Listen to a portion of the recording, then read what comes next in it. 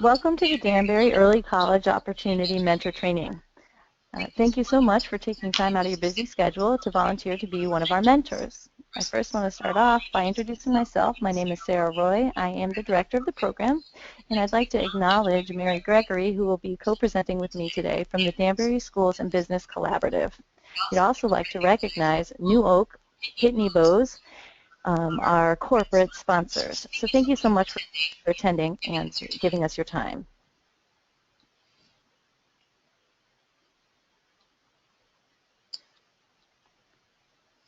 What is Danbury ECO? Danbury ECO is part of a statewide consortium of early college opportunities. Currently, there are 4 programs in Connecticut, with the first one being in Norwalk, and we have other programs up in New London and Wyndham.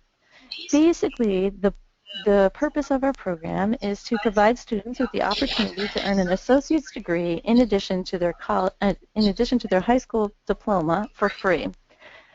We focus on helping the students learn skills that they're going to be using out in the workplace. We call them career-ready skills. The Connecticut Board of Regents oversees the group of early college opportunity programs. These programs take 4, 5, or 6 years to complete, depending on how often or how fast the students go through the program. For us, the workplace learning curriculum is really where we're going to be focusing our attention. During that class, students are going to be learning the soft skills of business, with our industry mentors guiding development of that curriculum along the way. The workplace learning framework here just gives you an overview of where we're focusing our attention for those 4 years. In year 1, it's really an individual focus, and we're trying to help students get to know themselves better and learn basic skills that are going to help them throughout life, not only in business, but in life in general. For example, proper etiquette, listening skills, communication skills, and presentation skills. In year 2, they're working on collaborating and working together in group dynamics, with their focus on actively listening to others and creating presentations together. They'll be focusing on formal and informative speaking skills.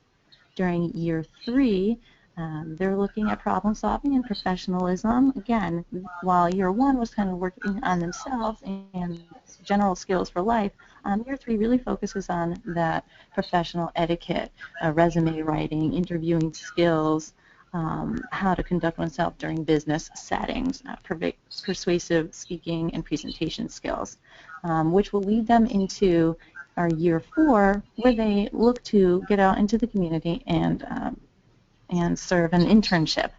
If your company is not Pitney Bowes or New Oak and you think you might be able to host some of our students, we'd love to hear from you. You can contact me at any time. Thank you so much for that help.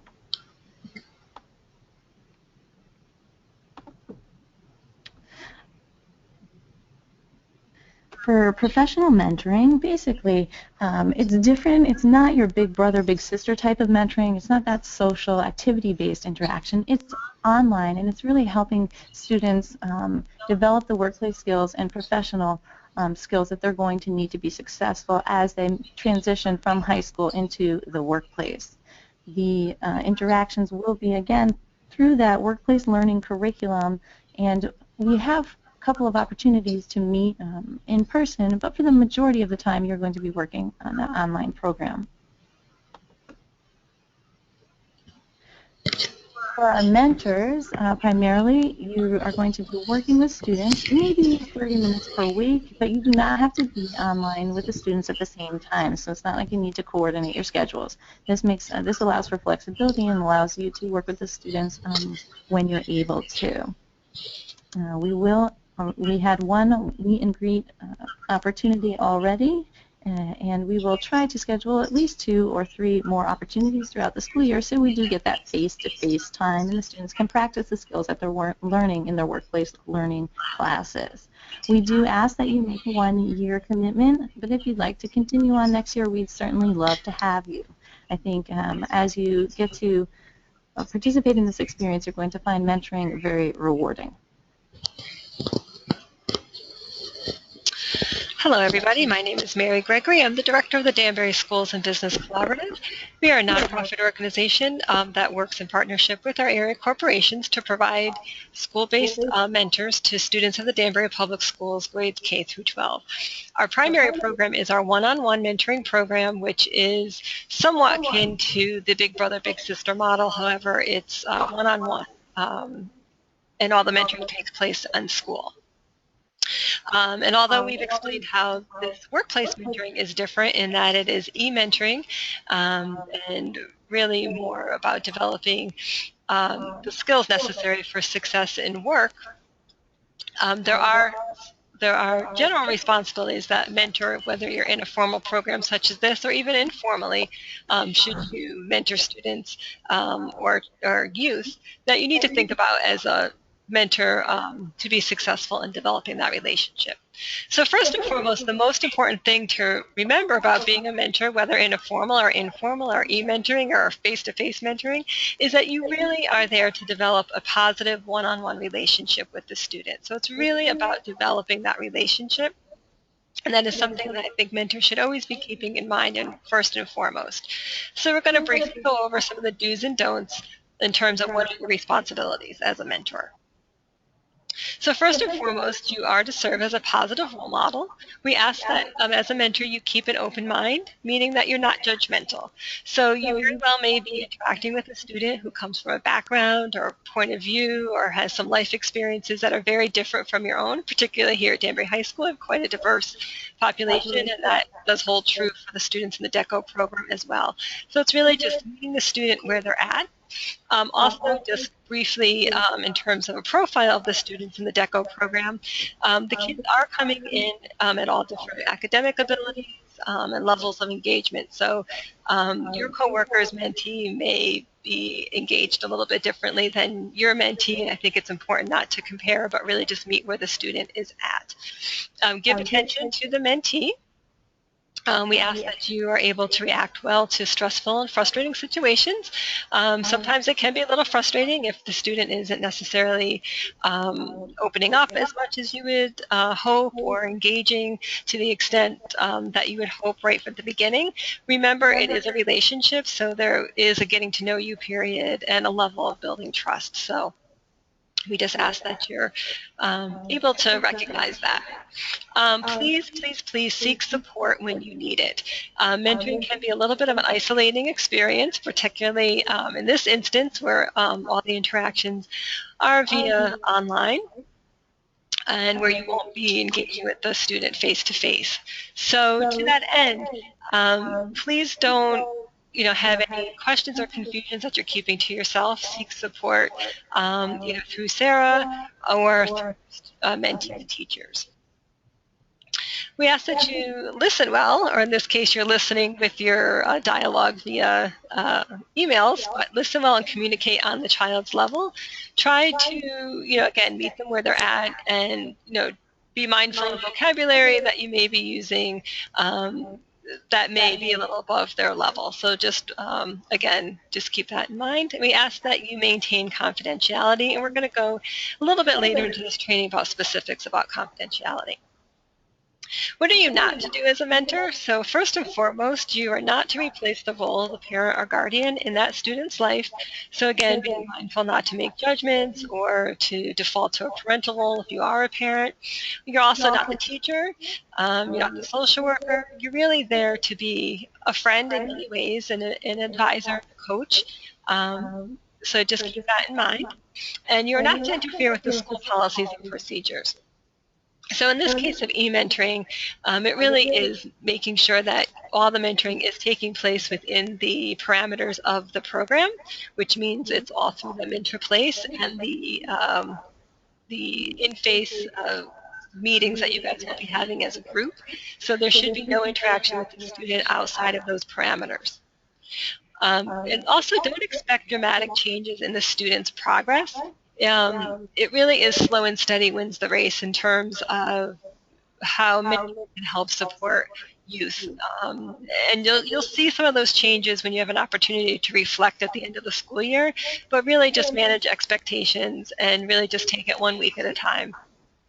And the students really will flourish. And also, finally, don't feel like you have to provide solutions to all the issues that the student may be facing. Right now, you may not get a glimpse, right, of what is pressing in their minds, what their issues are. But as you develop the relationship and you have opportunity to get to know the student, they may open up and share um, some of their personal concerns or maybe academic challenges, whatever the case may be. But just remember, it's not your responsibility to fix or provide solutions for whatever their challenges may be. You really are there to be a support, to be a role model, and really to offer maybe a different perspective on whatever's facing them, but you don't need to solve their issues for them. So this is just a brief overview of our timeline of events. Many of you should have been assigned or matched up with a mentee already. You can see that information if you log on to MentorPlace through your logon information. You should have received an email. If you didn't receive that, if you could just shoot me an email, I'll give you my contact information at the end of this, and let me know, and I can make sure that you understand how to log on and get in contact with your mentee. We already had our first meet and greet experience. It was awesome. Thank you for those of you who were able to attend. The kids were so excited. They came back enthusiastic and really very proud of themselves and happy with the work that you got done, and they are all looking forward to meeting you again soon. We're looking at sometime either in December or January for our next meet and greet, so we hope that you'll be able to meet us again or at that time. Now, what is MentorPlace? MentorPlace is an online mentoring platform designed by IBM. It has pre-programmed curriculum questions in there that we've been working hard to design here with the teachers, and it's very simple to use. All the communications that you have are logged, and inappropriate content or inappropriate language is flagged, so you won't be able to send messages with those. And here we have a little video to show you a little bit more on how to use that program.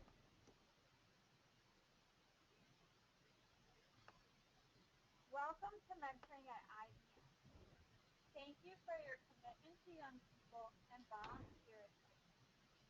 In this video, I will show you how to use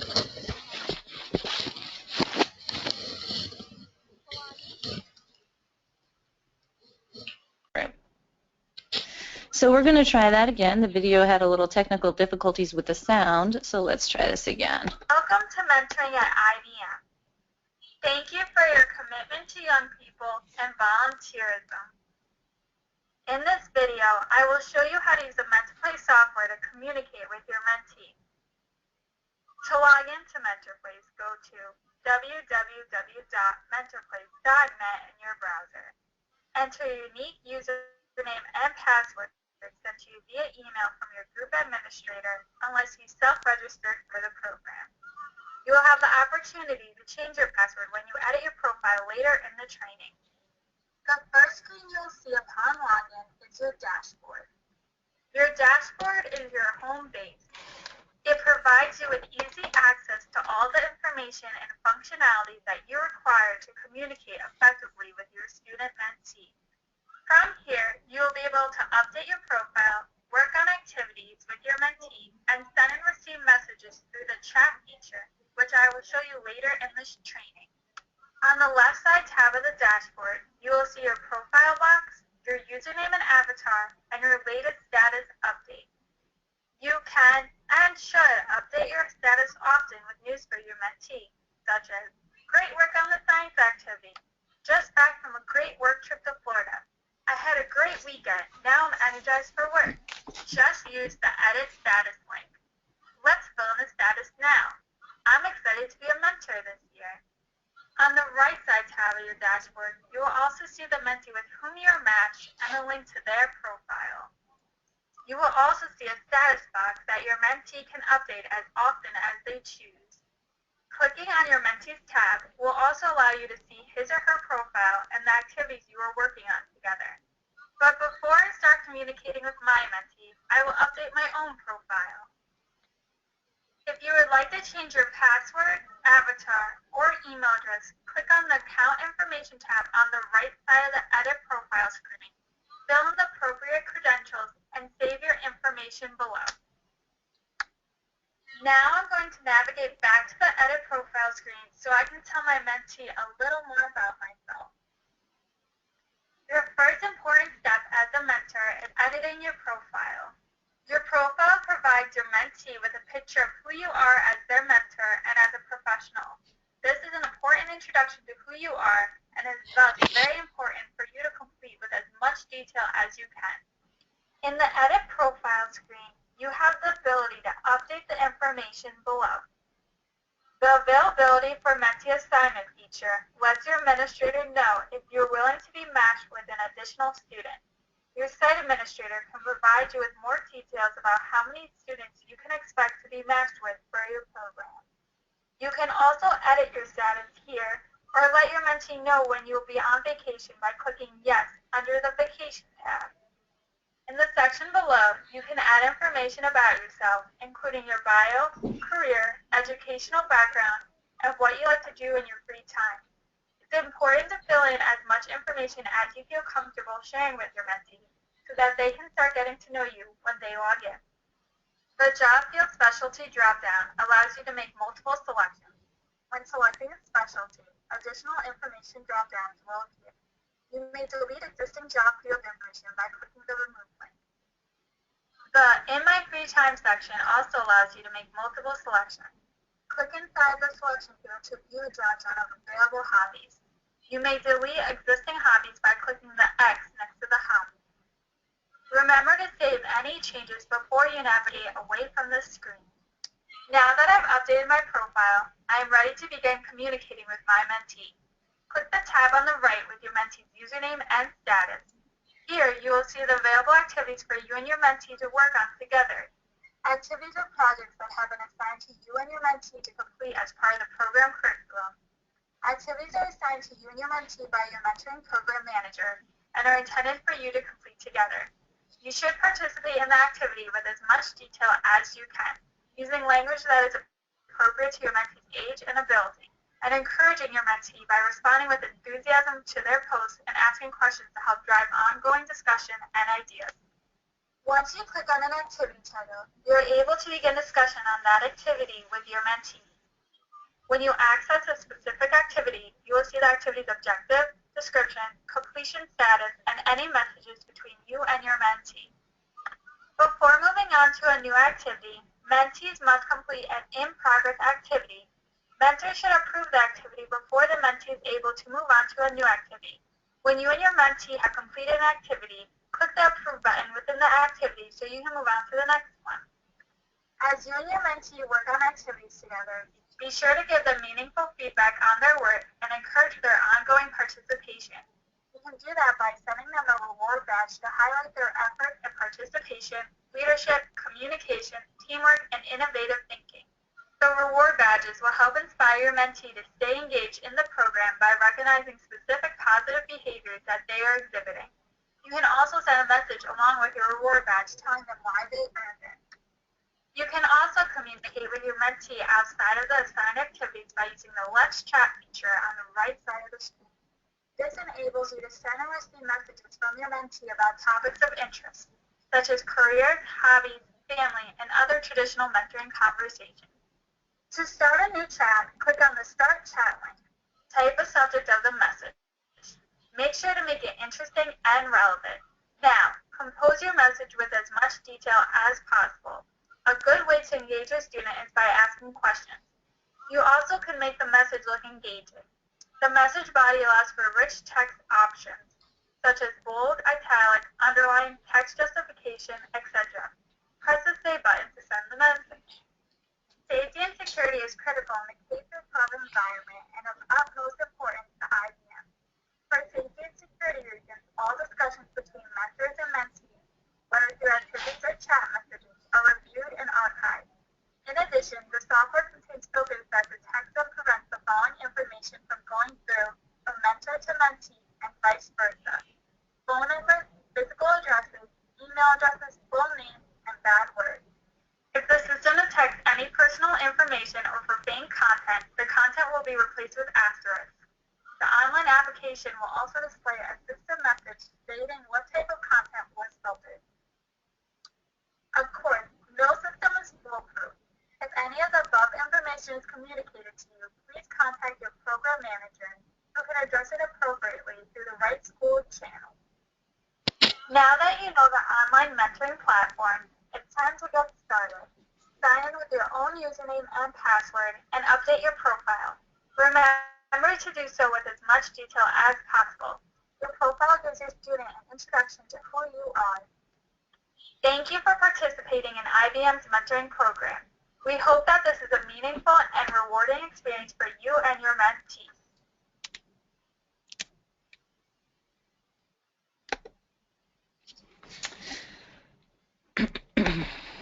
Okay, so many of you are already uploaded into our Mentor Place platform. You should have received, like I said before, an email telling you your user ID and a temporary password.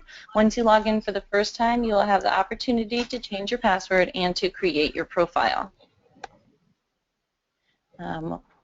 You can, like the woman said in the video, you can enter all the information that you are comfortable sharing, and the more information you can share with the students, then the easier it will be to start developing that relationship with them. The activities that the students will actually be graded on are through our workplace learning classes. The teachers and I have been working hard to develop those activities, and the first one is the bio activity. I'll talk a little bit more about that in a minute. New activities are going to be posted each week.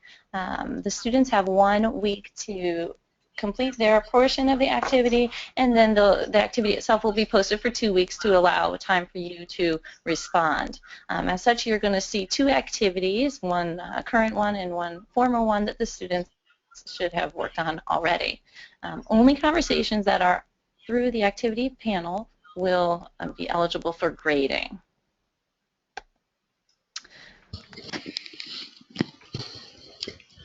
So we're going to talk a little bit about confidentiality as a mentor, and not just as a mentor, but also what your expectations are in terms of information you're receiving from the school. So when I'm working with mentors and we talk about confidentiality, I do like to view it in 2 buckets. You as a mentor have responsibilities around confidentiality. So you never know who is listening to you tell someone about the student that you mentor. So as we talked about a little bit earlier, when we talk about roles and responsibilities, being a mentor is really about that one-on-one relationship and developing that relationship. And part of that is maintaining trust. So while we want you to share your experience as a mentor, we just ask that you keep the student's identity confidential, meaning no use of last names or any information sharing anything that they may be confiding in you with, whether it's a challenge that they may be having academically or personally. Or whatever the case may be. You really just need to maintain the trust that you will be building over time in the relationship. And right now, you're new mentors, and this is new for you, and this is new for the students, so it really won't be so much of an issue the beginning of the school year, but really as the relationship develops, it's just something that you need to be mindful of. In terms of the school confidentiality, so schools must maintain confidentiality regarding students' information, cannot be shared with their guardian, meaning anyone other than their parents or guardians. This is referred to as the FERPA laws, Federal Education and Right to Privacy Act, and teachers and all school personnel must adhere to these laws. So what that means is that they cannot share with you information such as their grades, any medical diagnoses they have, any situations, anecdotal situations with their home life, anything about demographics, etc. It doesn't mean you won't get some of this information anecdotally, but what it does mean is that if you as a mentor are really pushing for information such as test grades, so for an example might be, gee, I know that Johnny is really struggling in math and that was part of our activity. I know that they had a test last week and I'm going to go ask Sarah what his grade was on that test. By law, she cannot share that information with you. So I really just like to share that with mentors in terms of managing your own expectations and understanding that it's not that the school isn't supporting you or valuing you as a mentor, but one, by law, they cannot share it. And two, that really is not helpful in building your mentoring relationship because that is about the one-on-one. So you as a mentor, one of your goals really should be to develop the relationship with the student whereby they feel comfortable sharing with you, the result of their test, for an example. So around the confidentiality piece, however, there are times when mentors and others and individuals will need to break confidentiality. I don't suspect that this will be an issue for the mentors in your workplace mentoring, as the mentoring is primarily taking place around prescribed activities and online. However, as you develop the relationship over time, there may come a time where the student does open up to you more and may share information with you and really look to you not just for the workplace mentor, but as an adult that they can confide in. So that's why we felt it was very important to advise new mentors on when to break confidentiality should a situation come up. So first and foremost, you can break confidentiality if the student you feel indicates that they are harm to themselves or to others, if you suspect that they're a victim of any kind of abuse, or if they're involved in illegal activity, and by illegal activity we mean criminal activity. So if the student is saying something that is not settling right with you, you really just need to bring that to school personnel. They are mandated reporters in the state of Connecticut. Paid individuals who are paid to work with students are required by law to report suspected abuse. You as a volunteer mentor are not mandated to report such abuse. Anybody can, so you can, but you are not bound by law to do so, and so we advise that mentors really go to the school with any concerns that they may have.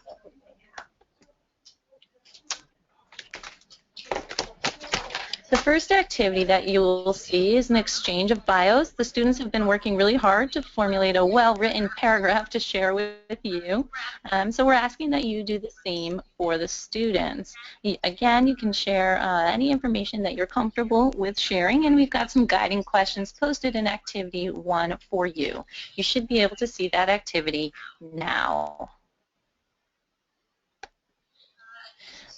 This is just a list of contacts. If you have any questions, please contact one of the following people. If you're with New Oak or Pitney Bowes, you can certainly reach out to your industry liaison. If you feel more comfortable, you can reach out to me. My name is Sarah Roy. Again, I'm the director of the Danbury Early College Opportunity. You can reach me at roysar@danbury.k12.ct.us, or feel free to give me a call at 203-790-2880. I just want to thank everybody for participating in our webinar today, and I hope you have a rewarding mentoring experience.